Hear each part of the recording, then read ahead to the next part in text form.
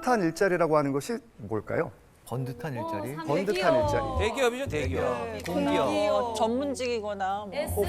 회사는 뭐 어떤 회사가 있겠습니까? S사, S사, H사. 혹시 여러분들 주식 사고 싶은 회사 다 말씀하신 거 아니에요? 참. 자, 좋은 일자리를 보통 1차 노동시장이라고 부르거든요.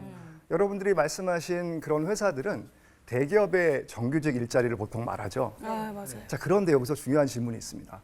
이 1차 노동시장에서 일하는 사람은 얼마나 될까요? 퍼센테이지로 따지면 한 20, 30% 될 것 같아요. 정말 상위 몇 프로 정도밖에 안 돼. 10% 이하. 네, 바비앙 씨. 전체 일자리의 10%에 불과합니다. 그밖에 안 되네. 일자리가 그러니까 많아지기도 했지만 그러니까 결론적으로 10명 중에 1명꼴의 분들이 대기업에 지금 그렇죠. 종사하고 계시는 거죠. 1차 노동시장이 좋은 일자리라고 봤을 때 10명 중 1명은 첫 월급으로 305만 원을 법니다. 와, 첫 월급이면 세다. 자, 그러면 2차 노동시장에 있는 나머지 9명 중에서 일부는 적으면 138만 원을 법니다. 그리고 그보다 조금 더 많으면 245만 원을 월급으로 받죠. 차이가 나죠. 평균으로 따져보면 1차 노동시장의 약 63%에 해당되는 금액입니다. 63%면 차이가 꽤 많이 나네요. 그러니까 그러게요. 길을 쓰고 대기업 가려고 하는 이유가 있네요. 맞아요. 중소기업에서 대기업으로 이직하는 숫자가 100명 중에 몇 명쯤 될 것 같습니까? 중소기업에서 대기업? 이것도 한 10명 돼. 20명? 한 명. 한 명이요? 자, 2.2명입니다. 어머. 슬픈 통계가 있습니다. 안타깝지만 한 번 1차 노동시장에 진입하지 못한 사람이 그 속으로 들어갈 수 있는 확률은 5%에도 못 미칩니다. 사실상 첫 일자리가 MZ세대의 신분을 결정한다 이렇게 봐도 과언이 아닌 겁니다. 기회를 주실 수 있잖아요. 기회에도 자격이 있는 거다.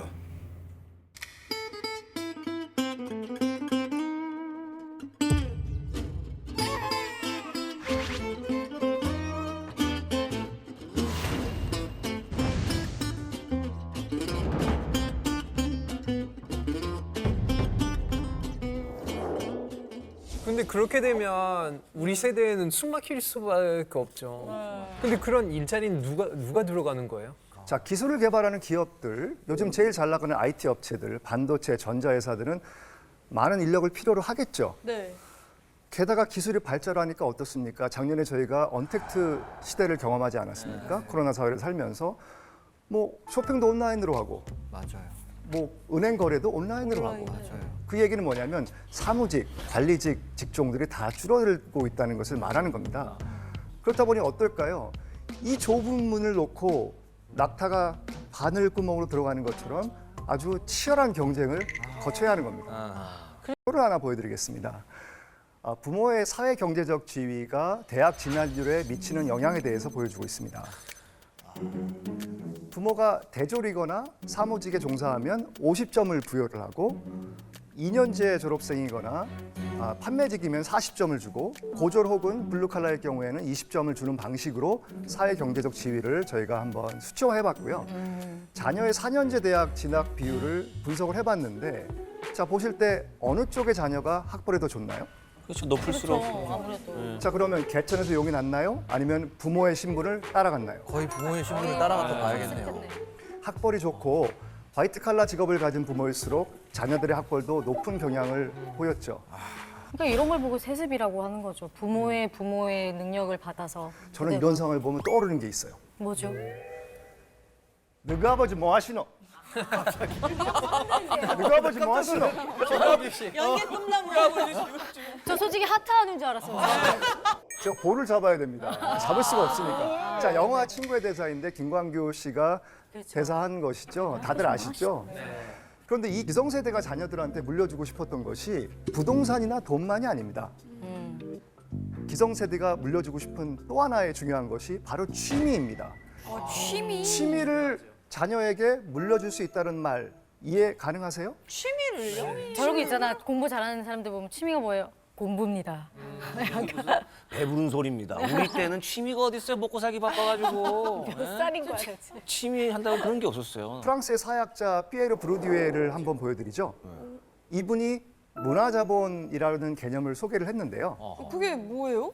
문화자본이라고 하는 것은 어떤 문화적인 취향, 그리고 어떤 그 책을 읽는 것이라던가 영화를 본다던가 뭐 이런 문화적인 관심과 취향을 반영하는 것이라고 볼 수 있는데요. 상류층이 고급 문화를 자기들끼리만 즐긴다는 거예요. 그러면서 하층 계급과 경계를 유지하고 이걸 통해서 신분을 재생산한다는 것이 핵심입니다. 말하자면 노는 물이 다르다라고 하는 거예요. 급이 다르다. 네. 드라마가. 어떤 취미를 갖느냐에 따라 계층을 나누고 이것을 세습한다는 것이 핵심적인 주장입니다. 파비앙이 프랑스에서 오셨으니까 잘 아실 것 같은데요. 너무나 잘 알죠. 이게 저는 한국에 왔을 때 좀 놀랐던 게 사람들이 이제 부유하든 그냥 약간 좀 저소득층이든 다 똑같은 취미를 가지고 있더라고요. 그리고 다 똑같은 음악을 듣고 프랑스는 완전 달라요. 완전 달라요. 지금도요? 지금도 당연히 다르고 사실 프랑스라고 생각하면은 딱 떠오르는 게 자유, 박애 그리고 평등. 근데 프랑스라는 나라는 겉으로는 평등하지만 안에 있으면 전혀 평등하지 않거든요. 아니 근데 심지어 저희는 보통 사람들이 이제 파티를 하면 그냥 일반 파티 하는데 부자애들은 랄이라는 게 있어요. 그게 부자들만 하는 파티인데 저는 한번 거기 고등학교 친구에게 이제 초대를 받아서 가는데 저는 당연히 그냥 평범하게 그냥 고등학생처럼 이렇게 입고 가는데 거기 사람들은 거의 전 사극 찍는 줄 알았어요. 가서. 프랑스 사극. 막 가발 쓰고. 가발 쓰고 정도는 아니었는데 막 이렇게. 살짝 마리 안투아네트 아시죠? 이거. 그 수준 비슷했어요. 루이 14세처럼. 신기하다. 너무 펜트하우스에 나왔던 파티처럼. 그런 거. 너무 신기하다. 이거 사실 우리나라도 요즘에는 적용할 수 있는 것 같아요. 왜 졸부가 된 집은 돈을 물려주고 진짜 부자는 문화를 물려준다고 하잖아요. 그래서 우리나라에서도 취향, 취미에 따른 계층 격차가 있는 것 같은데 어떻게 생각하세요? 제가 요즘에 보면은 저희 때만 해도 그래도 열심히 고등학교 때 열심히 공부하면 뭐 수능이 소위 대박 나거나 하면은 좋은 대학을 갈 수 있었어요. 근데 요즘 입시 제도를 보면은 중학교 때 이미 풍부한 자본을 바탕으로 그걸 관리해 줄 수 있는 보호자가 있는 아이들만 그렇게 대학교에 척척 붙는 거 아니겠어요? 학종. 그래서 학종 그것만 관리해 주는 곳이 있다고 하잖아요. 스카이캐슬에 그러니까 나왔잖아요. 스카이캐슬이 드라마가 아닌 것 스카이캐슬. 같아요. 완전 현실적이죠. 그 프랑스에서는 문화로 계층을 나눴다고 하면 우리나라에서는 학벌을 그 매개로 계속 문화를 세습하고 있는 것 같아요. 그래서 제가 교수 사회를 잠깐 들여다보려고 하는데요. 교수 사회 일원으로서 좀 부끄러운 일이지만 우리 사회 최고의 지성인이라고 할 수 있는 교수들이 최근 자녀와 주변 사람들의 스펙을 쌓기 위해서 미성년자의 연구 논문을 공저자로 올려준 거예요. 스펙을 그렇게 쌓게 만드는 거네요. 그렇죠. 네, 그래서 큰 논란이 됐었죠. 네. 학벌로 뭉친 사람들이 학벌을 통해 끈끈한 인맥을 쌓고 아하. 그들이 쌓은 문화적 네트워크를 동원해서 자녀들을 대학 보낼 때는 혹은 취업시킬 때는 이 모든 것들을 총동원하는 신분 세습 폭로의 길로 활용되고 있습니다. 왜 MZ세대가 기성세대를 싫어하냐고요? 이런 사회적 불평등을 만든 장본인이 바로 기성세대라고 보고 있는 겁니다. 답이 나오지 않았습니까? 기성세대는 나름대로 굉장히 정의를 추구하고 사회 정의를 실현하기 위해서 노력을 하시는데 이 정의가 MZ세대가 말하는 정의라는 개념과 조금 다른 거 아닌가. 정의가 뭘까요? 정의라고 하는 것은 어떤 사람에 대해서 공정한 몫을 주는 것을 의미하는 것이죠. 그런데 기성세대가 생각하는 정의와 MZ세대가 생각하는 정의가 조금 결이 달라요. 어떻게 다를까요? 모르겠어요. 한마디로 4050은 저스티스, 2030은 페어니스를 주장합니다. 어떤 차이인 거죠? 좀 혼란스러우시죠? 자, 두 세대가 정의를 어떻게 받아들이고 있는지 한번 예를 들어서 제가 말씀드려보겠습니다. 혹시 여러분들 인국공 사태라고 기억하십니까? 인국공. 인천국제공항 정규직 전환한 그거 논란이 있었잖아요. 인천국제공항공사가 보안검색요원을 직접 고용하기로 한 결정을 둘러싸고 논란이 커지고 있습니다. 대규모 정규직 전환은 이른바 채용 공정성 논란으로까지 올라가는 양상입니다. 비정규직의 정규직 전환은 우리 사회의 오랜 숙제였습니다. 그래서 인천국제공항공사에서 1,900명에 달하는 비정규직을 정규직화했죠. 40대 관료들이 저스티스의 관점, 결과적인 평등을 위해서 정규직 전환을 추진했던 겁니다. 여기에 대해서 MZ 세대들은 반응을 비판적으로 했던 것이고 불합리한 제도라면서 강하게 반발했죠. 자, 그럼 왜 이렇게 MZ 세대가 분노한 것일까요?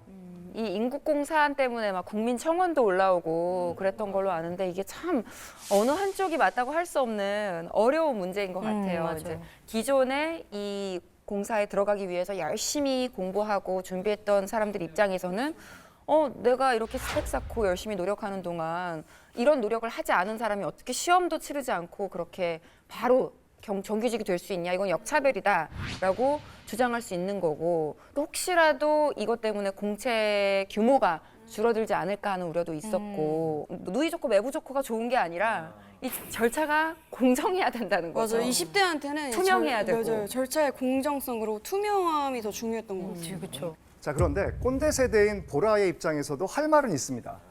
40, 50대는 우리 사회의 부조리함에 맞서서 정의를 바로 세우기 위해서 그 누구보다도 노력을 해온 세대 아닙니까? 그래서 우리가 민주화 세대라고 부르잖아요. 네. 이런 40, 50대를 반드시 나쁘게만 봐야 할까요? 뭔가 하준경 교수님께서 하실 말씀 있으실 것 같은데. 갑자기. 예, 다들 그냥 이거 뭐 대학만 잘 가면 기회를 줄게 이런 시스템이 이제 먹혔는데 지금 이제 기회가 점점 줄어드는 거예요. 맞아요. 저성장으로 가면서. 그래서 이게 일종의 이제 악순환처럼 이 저성장이 되고 그러니까 또 반칙을 하고. 근데 반칙을 하면은 결국 사람들이 능력을 발휘를 못 하잖아요. 네. 최대한. 그 반칙하는 사람들이 사실 문제지. 저는 기성세대가 전체적으로 문제는 아닌 것 같아요. 맞아요. 왜냐면 우리도 기성세대가 될 어. 건데 그들도 지금 기성세대이신 분들이 지금 우리 때도 맞아요. 똑같은 마음으로 사회 시스템에 저항을 한 거지. 그때도 기성세대들한테 저항을 하진 않았을 것 같아요. 그렇죠. 20대와 30대 그리고 40대, 50대 간의 반목을 막고 저희가 세대 간의 어떤 대화와 소통을 만들어야 되겠죠. 그렇게 하려면 저는 본질적인 것은 교육이라고 생각합니다. 특히 공교육이 매우 중요하고 전 대학 교육도 매우 중요하다고 생각합니다. 교육은 불평등을 막고 계층의 이동을 가능하게 하는 사실상 마지막 카드이자 보루이잖아요. 있는 집 자녀들을 위한 세습의 도구가 아니라 MZ세대 모두에게 공정한 기회가 주어지도록 튼튼한 사다리 역할을 교육이 해야 된다고 생각합니다.